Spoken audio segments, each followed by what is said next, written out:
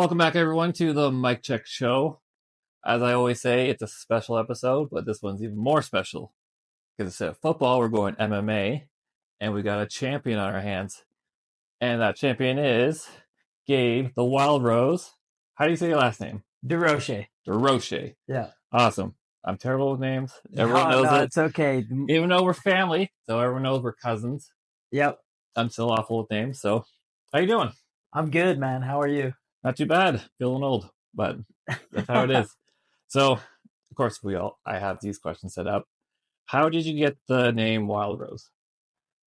So long story short, my coach gave me that name. Usually in MMA, you don't really come up with your own nickname. It's usually something that a coach or a teammate or your team will give to you. Okay. And it fit especially well because the Wild Rose is Alberta's provincial flower. It's kind of like a symbol for Alberta. So when I fight, most of my fights have been international. And so I want to rep Alberta. I want to rep Canada. And so my coach said, hey, you're Gabriel the Wild Rose Durocher. And I thought that was a different nickname. It's unique. And more importantly, it's Canadian. It's Albertan.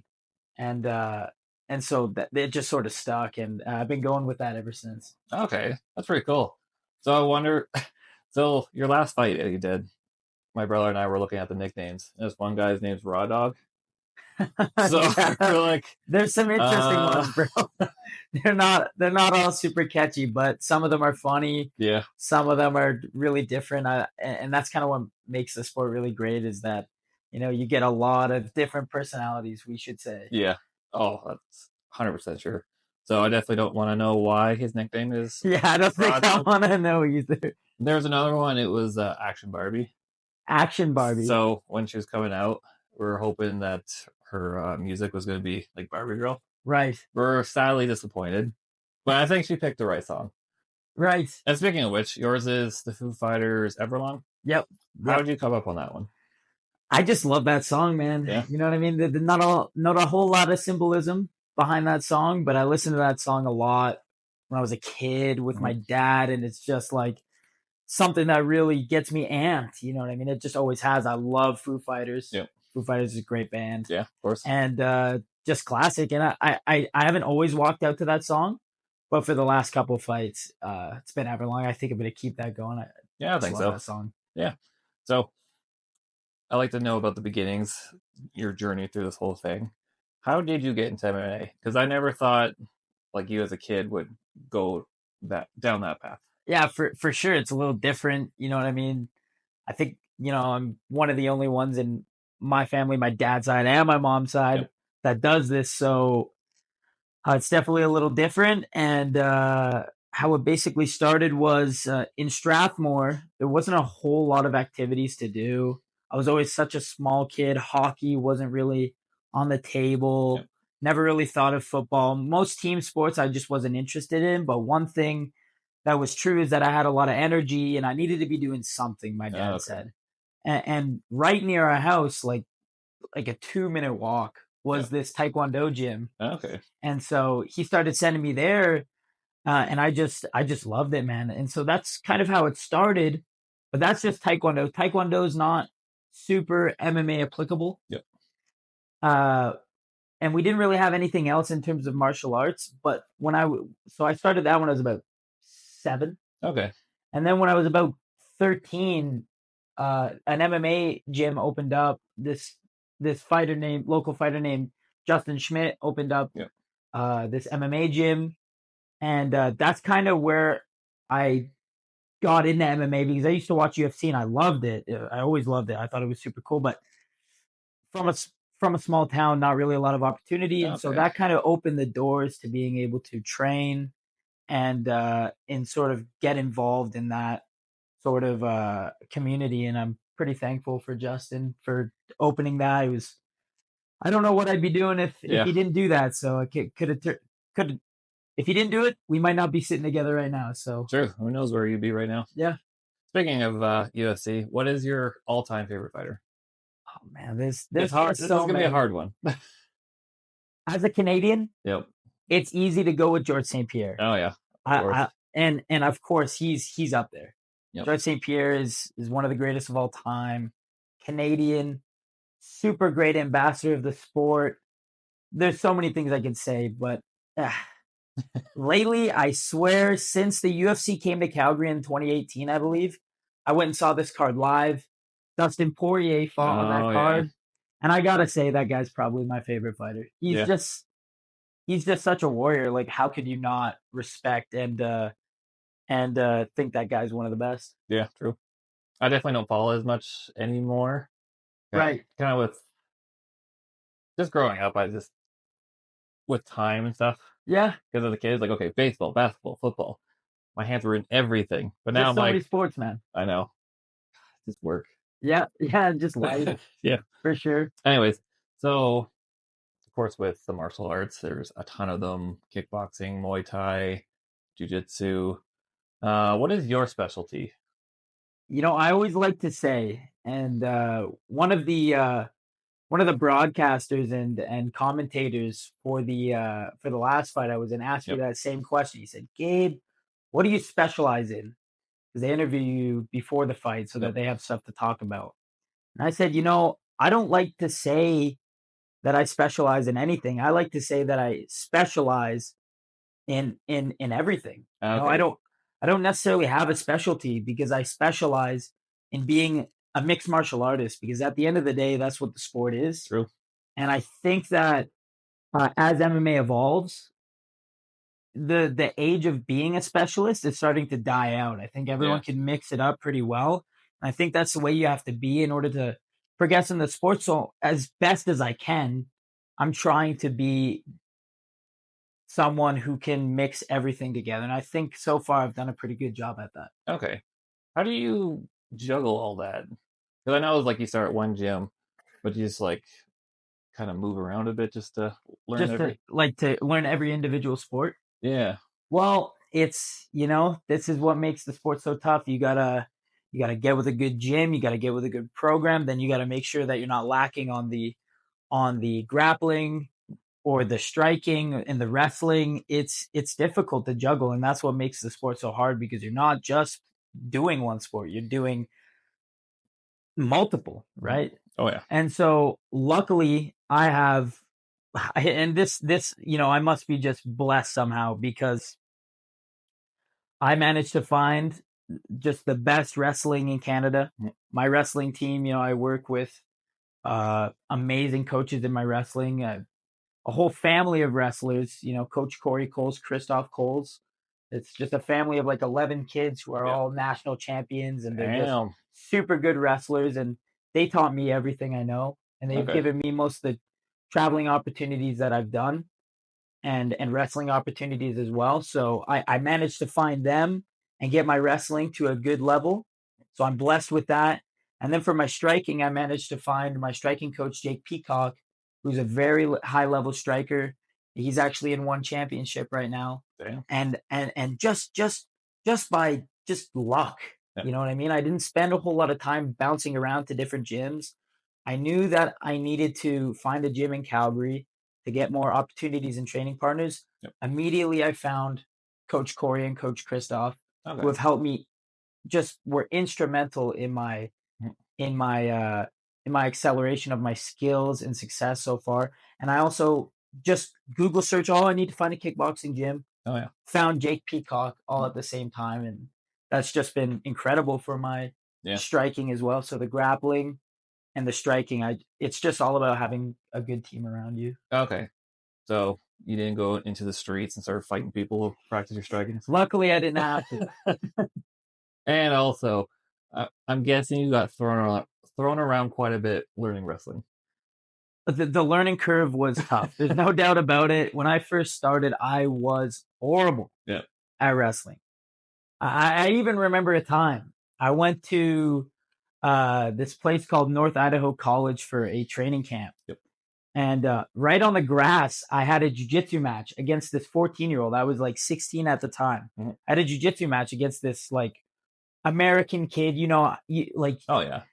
Everything's bigger in the United States. You know what I mean? So this kid was a wrestler, never did jiu-jitsu a day in his life. we decided to just have a roll on the grass, and he destroyed me. And that's when I realized, like, I have a lot of learning to do. Yeah. And I started taking my training so seriously That's good. ever since then. So definitely, in order to get good, you have to. You you gotta get whooped up a little bit True. in order to get better. There's no doubt about that. And it's better to do that during training than actual match. Yeah, of course. I'd rather get whooped up in the Yeah. training room than whooped up in the cage. There's no doubt. True. So speaking of you going to Idaho, of course MMA is globally. Where has your MMA career taken you? It's taken me all over. Time to list them. Yeah, it's taken me all over the planet, all over the United States. I can't even name all the states that I've been to. We'll just say the states. But yeah, we'll say the states. A lot of training in Iowa, a lot of training in Pennsylvania. Damn. A lot of training in Montana too. A lot of great training. Didn't you go to Brazil at one point? Not Brazil. I went to Colombia. Okay, Colombia. Yeah, Colombia. You're pretty much right there. Yeah. And so I actually had an MMA fight in Colombia. Damn. Yeah, and that's a good story too, because that was short notice. Let's hear it. Well, I didn't even go to Colombia to fight. I didn't even, I was doing a little bit of training there, but mostly I was just trying to pick up a second language, get my Spanish a little bit better, because I'm learning that. Just it's good to know a second language. True. You know what I mean? You get so many new cultural experiences, be able to communicate with so many more people. I say talk shit in a different language, but you're not that type of fighter. Not necessarily that type of guy, but I while I was there learning, I was training at an MMA gym just to keep up with my training, and they asked me. They said, "Hey, you have a fight." I was 1-0 at the time, and they said, "Would you be interested in fighting somebody from Colombia, main eventing an event, a local event that's going to be happening in 2 weeks?" Damn. I said, "Main event? 2 weeks? Who is this guy?" Yeah. And he was a gentleman named Freddie the Machine Marin. I kept hearing people talk about him. He's the machine. Yeah. He's the machine. He's dangerous. I'm YouTubing him. I'm watching his fights. I'm like 19 years old. Jeez. And he's just destroying people. How old is he? He was like 30 at the time. Jeez. And I was 19 or 20 max. Yeah. And I said yes. I said yes, I'll fight him. And luckily, I was able to beat him. I won the fight by unanimous decision. It's the only time I went to decision in my career. Damn. And it's because he was just so darn tough. Oh yeah.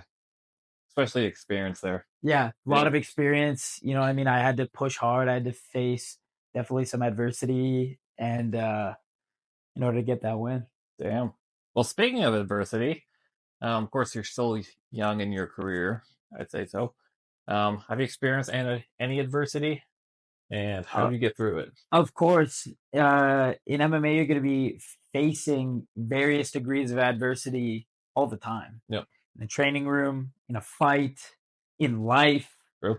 So, if I was to pinpoint like any major adversity that I faced, my fourth fight, I broke my hand at the very last punch that I threw. Oh, and that was like I had to face the adversity of having an injury. I had to take time off because of the injury.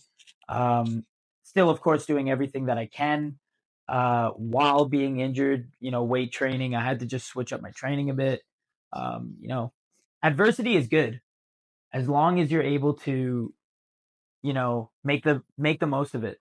Okay. So I wasn't able to punch, but I was able to lift weights in different ways. I was able to get stronger in different ways. Okay. And I was able to use the other hand. It's only this hand that's broken. Yeah. So really, just if you're smart, adversity should be a challenge, but it shouldn't set you back too much if you're smart. Kind of like a growing period.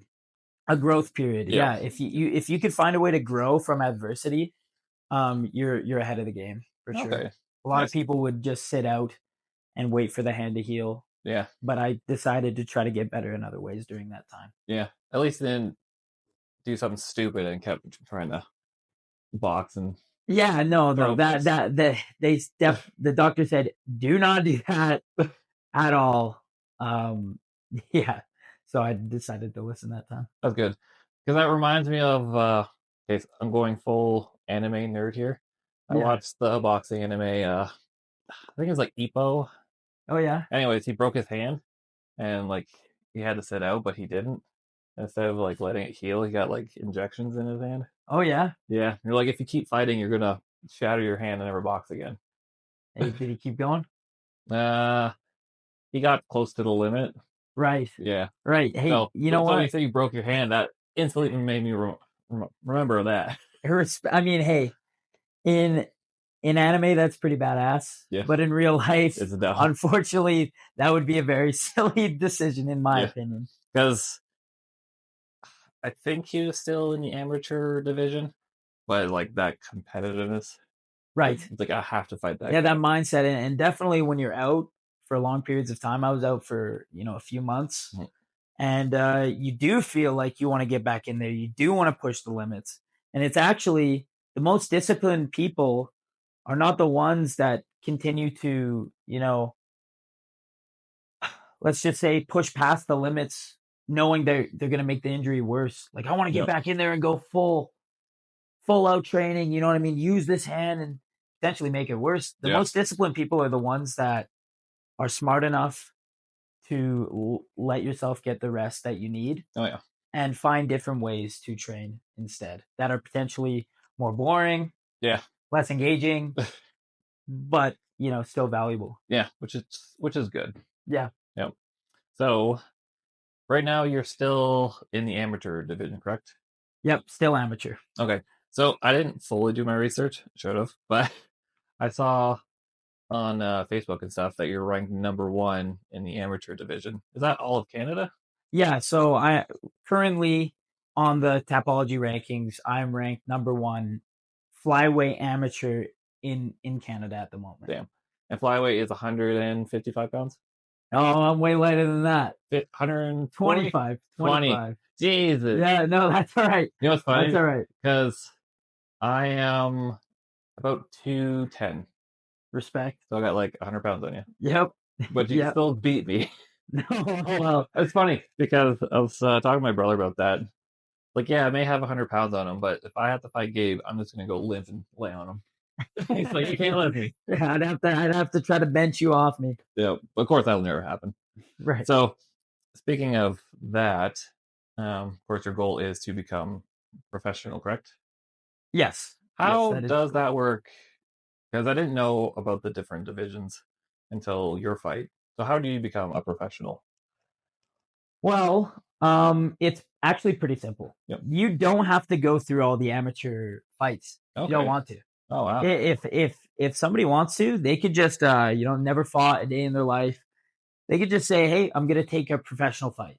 Okay. So you would just enlist yourself in a card, try to find a fight that's a professional bout, and I'm pretty sure they would just put that together, and now you're pro. But the problem is, once you're pro, you can never go back to amateur. You are professional Okay.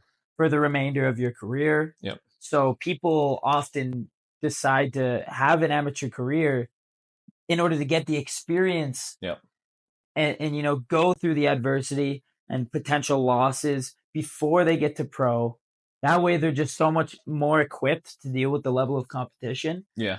Uh, Which is smart. which is I really think. smart. I think that's the only way to do it, Yeah. in my opinion. Unlike At least, me, I'm going professional. yeah. Hey, UFC champ, right Oh, you know here. what's funny? Because like just watching all the fights, I'm like, oh, we all fine to get in the ring. Like, what kind of bum can I fight here? Hey, there's a lot of different levels. Yeah. I like to say there's a little something in combat sports for everybody. Yeah. You know what I mean? Whether that's an amateur fight or a little, like a little continuous tournament. Yep. There's a little something for everyone. True. But I think my girlfriend will kill me if I do that. maybe Because she's maybe like, play it safe on that one. she's like, you're done with football. I'm like, all right, let's do. Let's get punched. Yeah, let's get punched for fun. Come home with a Yeah. broken nose. I don't know how that go over, but Okay. Do you have any plans like soon to go professional, or are you still gonna we're kind of do taking amateur a bit? yeah, we're taking a look at that.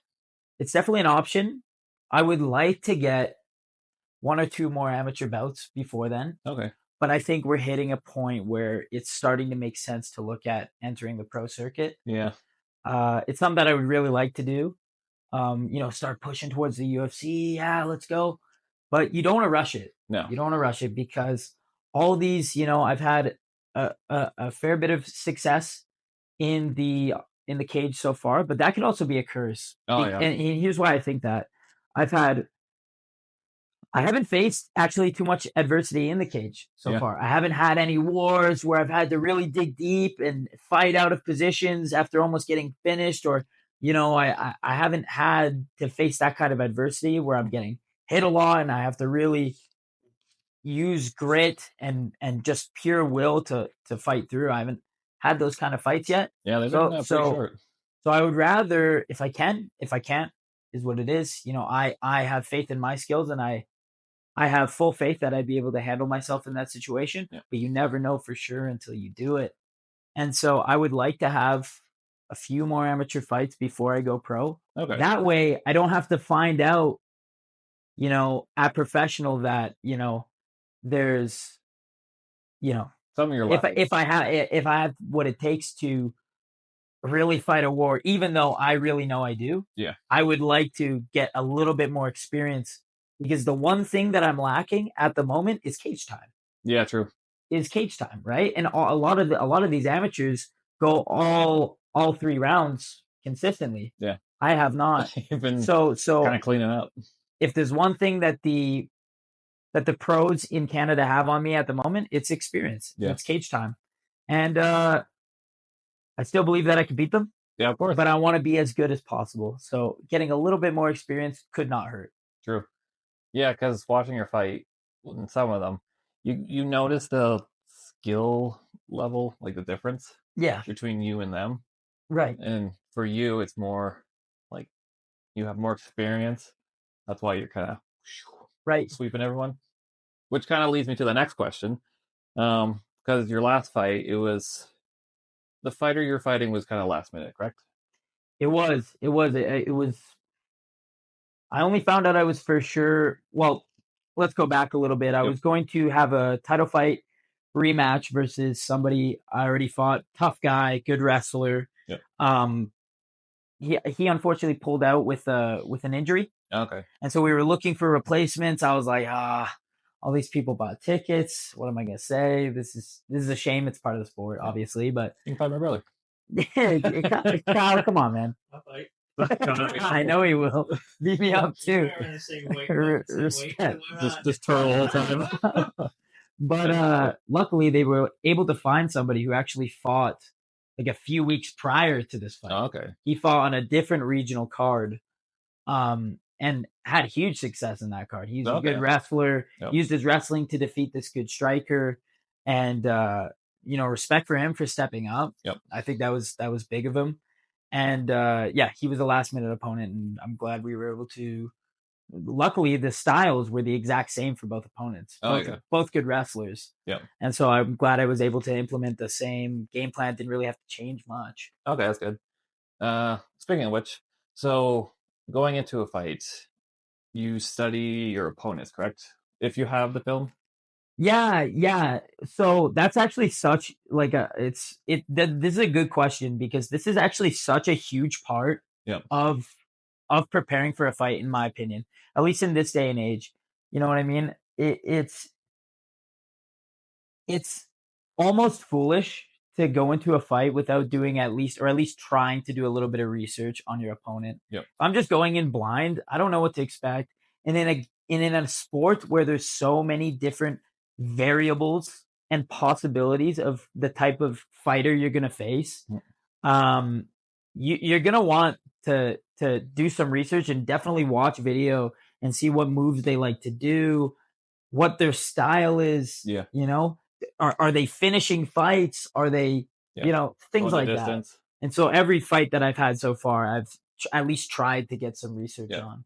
So having a replacement, is that more of a disadvantage for you and more of an advantage for that guy, or does it really matter? I think that it could be either way. Okay. It kind of depends. You know what I mean? A last minute replacement, there's a lot of unknowns. Like, let's just Mhm. say I'm preparing for a wrestler, and instead I get a extremely good striker. Yep. You know what I mean? I think that I am capable of changing the game plan in time, and my skills are good enough that I'd be able to adjust. But I think that would be very difficult. Okay. And I think, honestly, I don't think the advantage goes to either guy. Okay. I think that Kind of the person neutral. who's taking it on short notice is having less time to prepare. Yep. Actually, you know what? I think I would have the advantage Okay. because I've been prepping for a fight for months, Yeah. and they're taking it on short notice. Mhm. I guess you could say they have less time to prepare. Okay. So, it depends on the context. Yeah. But in The my case, situation. I would say that, well, I mean, he did fight a few weeks prior. Yeah. So he's already ready, and he was a So wrestler. I would say in the context of my specific situation, we were just two guys going into a fight. Okay. Yeah. Funny because me having a football background, love watching film. Of course. Watching some of the fights, I try and see the tendencies of some of these fighters, even Yeah. though I'm not actually fighting. Yeah, man. Like this one guy, he loved doing like leg kicks at the beginning. Right. I'm like, you gotta take advantage. He's doing a leg kick. His guard's down. Just Yeah. strike him. Yeah. Step in and hit that Yeah. for sure. Things like that are so important. It can be so useful. It can win you the fight. Yeah. At a certain level, if the skills are super close, being able to identify a weakness or a tendency can definitely win you fights. Oh yeah, 100%. So of course, any new fighters out there, watch film. It'll definitely help you. Yeah, 100%. So before you go to professional, is there anyone you'd really like to thank for your career so far? I got so many people to thank in my life, man. I got so many people who have You supported got me like a along big the way. list to go. Yeah, I gotta take out the scroll Yeah. of lists. Obviously, I'd like to thank all my coaches. Yep. Coach Christoph, Coach Corey, done so much in my life. You know what I mean? We've traveled all around North America, It was pretty awesome. and they've just given me so many opportunities. Coach Jake given me so many opportunities as well. Really upped my striking game to a great level. Yeah. Coach Randy Chung at Kodokan has been putting in great work, putting in a lot of time for his students. That's where I go to jiu-jitsu. Okay. He's brought my jiu-jitsu to a great level as well. Coach Curtis Brigham Yep. from Winnipeg. Sam. I train with them so much as well. Yeah. And that's where I do most of my jiu-jitsu, actually. It is in Winnipeg, funny enough. Damn. But he's just such an utter expert at jiu-jitsu and MMA, and he is also someone I have to thank. The choke that I got in my last fight, he taught me. He taught the little details of that fight. So all of those guys are the coaches that I would really like to thank for my success. They've all played a huge role so far, and obviously my parents. Yeah, of course. And my mom, my dad, you. they've supported me since I was little. You know what I mean? And just everybody along the way. There's so many people I could thank. My family and my coaches. To make a long story short. Speaking of coaches, do you know this one coach named Alfonso? Alfonso. I forget his last name. I'll have to look it up after, because I took a picture of like the ring, and he's like, "Oh, Gabe's fighting tonight." Like, that's my cousin. That's funny. I probably do. I'll show you his picture after. I probably do. If you show me a picture, it's such a small community. Oh yeah. I'm sure I'd be able to pick him out. I've met more than one Alfonso. That's the only problem. So many. But I'm thinking about it. I probably do know him. Okay. Yeah, because he was mentioning it. I'm like, yeah, small world. Yeah, if he's the guy that I'm thinking of, he's a good guy. Yeah. Oh, definitely. He used to play football with me. Really? Yeah. So it's funny how those worlds connected. Yeah, man. It's both contact sports. Yeah. A lot of people who wrestle or grapple come from a football background. Yeah, I can see that. So I can see where it connects. Yeah. There is a few questions I forgot to ask throughout this. One, for traveling, do you have to actually pay for yourself, or are you sponsored? so you can actually go? So luckily, I just have a great great support system with my coaches and my family that help me with things like that. Okay, They're you know I'm pretty lucky in that regard. that's good. And second question, it's I'm putting you on the spot here. Do you have any funny stories from your travels? This is tough. I do, but oh man, All I need is one. give me 1 second to think. Okay, because I love telling funny stories on my show, kind of like up and down with it. I have a few that I want to tell, but I'm saving that for my own kind of Yeah, of course, series. of course. The best stories you got to save for the right moment. Yeah. I can think of one, and I don't know why. I definitely have better ones, but this is a good one that comes to mind. Yep. Before the fight in Colombia, when I was in Bogota, the capital city, preparing for the fight, I was staying at one of the wrestling coach of Bogota, the gym that I was training at. Yep. I was staying at his house with his family, who were just, a little side note, just super hospitable and just awesome. Oh yeah. But I got really sick. A few weeks out from the fight. Oof. And they were taking care of me, and I barely spoke a lick of Spanish at the time. So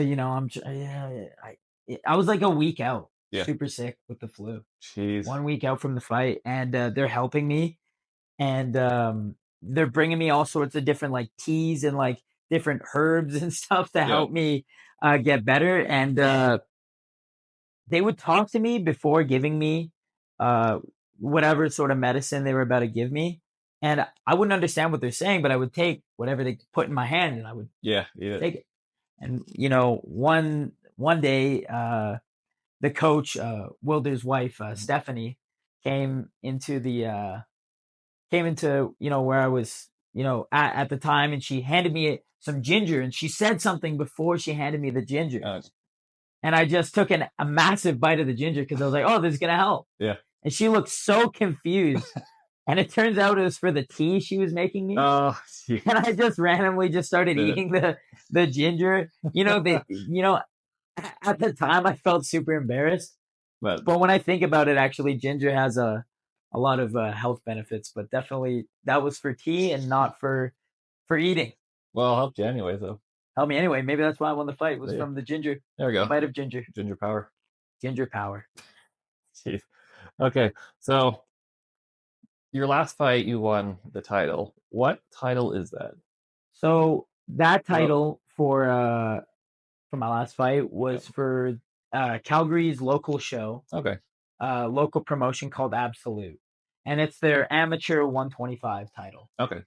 So there's that's what that belt is for. And I know you won with a hold, but what was that hold called? So that hold is called an anaconda choke. Okay, anaconda choke. Are you willing to show that to the viewers and to myself how to do it? Absolutely. Sweet, we're going to do it. So this is the choke that I was able to pull off in my last fight. It's called an anaconda choke, okay? I'll explain how to do it, and I'll also perform the choke as well. If Mike starts to choke, he'll just do this and tap out, okay? Or just last little time. Or go sleep. Yeah. Or go sleep. Okay, so we'll start right here. So your hands are on the mat, okay? The weight needs to be on the hands before you start this choke, okay? So I like to get my shoulder right on the back of the neck right here, okay? Just like this, okay? My hand, one hand is going to feed through the neck right here and go underneath into the armpit on this side, okay? I'm up on my toes, and the outside hand here, guys, is going to just reach over top, and I'm going to grab my own bicep through underneath his body right here, okay? I like to change my angle by loosening my grip a little bit and falling to my side. So I'm going to go here. And when this happens, usually, here, let's shuffle this way a bit, because I'm going to have to roll you if you like. Okay, so when this happens, I'm going to fall to my side, and I'm going to roll through just like this. And then this is where the choke comes in. I'm going to take a deep breath. and I'm gonna squeeze. And then you just tap when it starts to choke. Alright, we don't need to fully do it. You're good. Actually, no, let's do it. Let's do it, I'm ready. Okay. So I'm not going to work that one as well. Okay. But I could see... This is what it would be like full speed, okay? But I'm going to go slow because there's some cool stuff in here. I don't want to knock anything over, so we're going to be careful. Calculus. Just feed through, grab your bicep, change the angle, roll through, and squeeze. And he taps out, and that's it. Jesus. Bro, are you good? I'm good. Watching. Check out Gabe's next fight. No idea when that will be. Neither do I. See if you can pull off the anaconda choke again. Thanks for having me on the show. No problem. Mic check. Mic check, baby.